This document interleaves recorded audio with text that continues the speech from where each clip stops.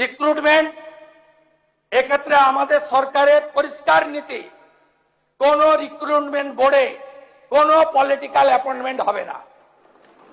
আপনারা পুরুলিয়ার প্রাক্তন সাংসদকে পিএসসির মেম্বার করেছিলেন, আপনারা রানাঘাটের প্রাক্তন সাংসদকে পিএসসির মেম্বার করেছিলেন, আপনারা তেহট্টের প্রাক্তন এমএলএ কে প্রাইমারি কাউন্সিলের রিক্রুটমেন্টের চেয়ারম্যান করেছিলেন, আপনারা এসএসসিতে কলেজ সার্ভিস কমিশনে আপনাদের পার্টির লোকেদেরকে তাবেদারদের বসিয়েছিলেন।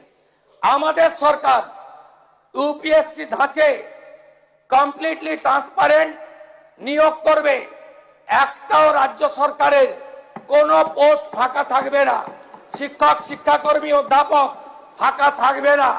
কার্বন কপি পাবেন, ওএমআর এক কপি বাড়ি নিয়ে যাবেন, এক কপি আপনি এক্সাম সেন্টারে দিয়ে যাবেন।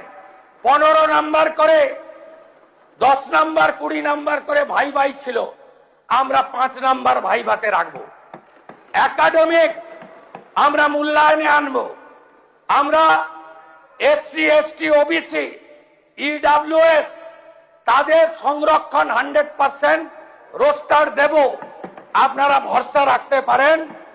আমরা নিয়োগের ক্ষেত্রে অত্যন্ত স্বচ্ছতায় আমরা এসএমএস দিয়ে প্রাক্তন শিক্ষামন্ত্রীর কায়দায় কোন নিয়োগ করব না, স্বচ্ছতার সঙ্গে নিয়োগ হবে। আমি পশ্চিম বাংলার বেকার যুবক যুবতীদের আশ্বস্ত করতে চাই।